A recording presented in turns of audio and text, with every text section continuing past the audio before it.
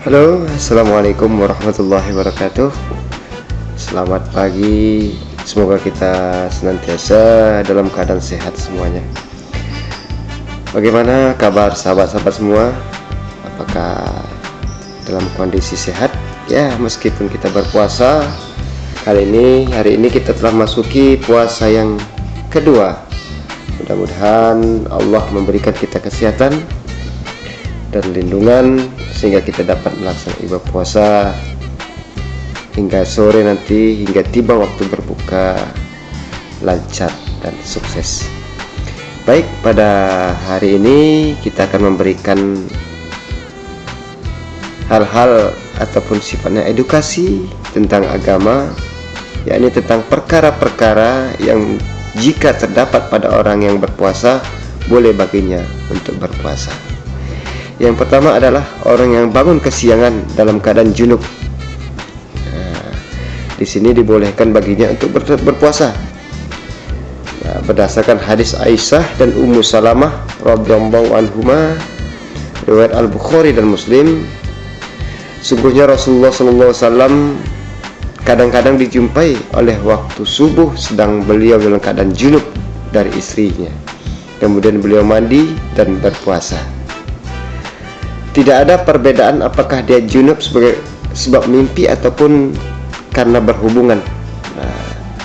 Jadi ketika kita pada bulan Ramadan ini bangun kesiangan dan belum ataupun dalam keadaan junub, boleh dia melakukan puasa. Juga diperbolehkan untuknya bersiwak, bahkan hal tersebut merupakan sunnah, apakah menggunakan kayu siwak ataupun dengan sikat gigi yang sering kita gunakan. Dan juga dibolehkan menyikat gigi dengan pasta gigi, tapi dengan menjaga jangan sampai menelan sesuatu dalam kerongkongannya. Nah, selanjutnya juga kami sampaikan di sini adalah pada bulan puasa ini, ataupun saat kita berpuasa, boleh berkumur-kumur dan menghirup air ketika berwudu dengan ketentuan tidak terlalu dalam dan berlebihan hingga mengakibatkan air masuk ke dalam kerongkongan. Juga tidak ada larangan untuk berkumur-kumur disebabkan teriknya matahari sepanjang tidak menelan air ke kerongkongan. Seluruh hal ini berdasarkan hadis sahih dari Laqit bin Sabirah radhiyallahu an yang diriwayat Abu Daud, At-Tirmizi, An-Nasa'i, Ibnu Majah dan lain-lainnya. Rasulullah SAW bersabda, dan bersungguh-sungguhlah engkau dalam menghirup air kecuali jika engkau dalam keadaan puasa.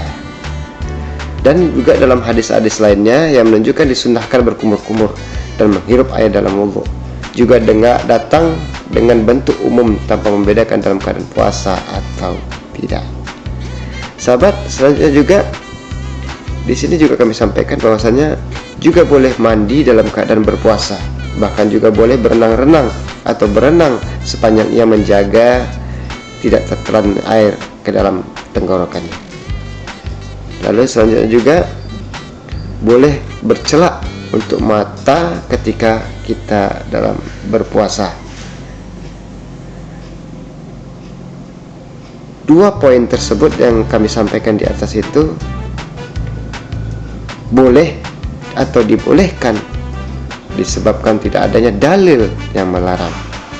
Dan selanjutnya juga boleh memeluk atau bersentuhan dan mencium istri kita bila mampu menguasai diri. Nah, ingat, kuncinya mampu menguasai diri menurut pendapat yang paling kuat di kalangan para ulama. Hal ini berdasarkan hadis Aisyah radhiyallahu anha, riwayat Bukhari dan Muslim. Rasulullah SAW bersabda, adalah Nabi SAW mencium dalam keadaan berpuasa dan memeluk dalam keadaan berpuasa, dan beliau adalah orang yang paling mampu menguasai syahwatnya. Lalu bagaimana kita? Bisakah kita menguasai diri kita? Nah, kalau bisa, silahkan. Kita diperbolehkan saat kita berpuasa, mau berangkat kerja, mau pergian, mencium pasangan kita atau istri kita, ataupun sebaliknya suami kita. Selanjutnya juga sahabat, dalam kesempatan ini juga menyampaikan, dalam keadaan kita puasa boleh menelan ludah. Bahkan lebih dari itu juga boleh mengumpulkan ludah dengan sengaja di mulut kemudian menelannya. Adapun dahak tidaklah membatalkan puasa kalau ditelan, tetapi menelan dahak tidak boleh karena ia adalah kotoran yang membahayakan tubuh.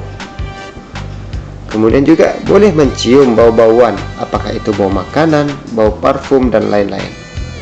Nah, 2 poin di atas tadi yang kami sampaikan juga dibolehkan karena tidak ada dalil yang melarang.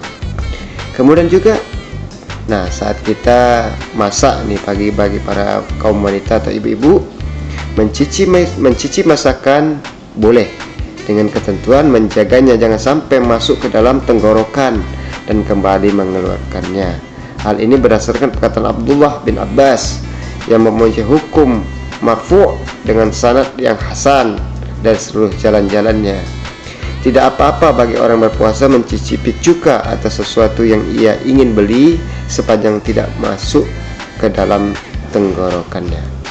Dan terakhir kami sampaikan di sini adalah boleh bersuntik dengan apa saja yang tidak mengandung makna makanan dan minuman, seperti suntikan vitamin, suntikan kekuatan, infus, dan lain-lainnya. Hal ini boleh karena tidak ada dalil yang menunjukkan bahwa hal tersebut membatalkan puasa.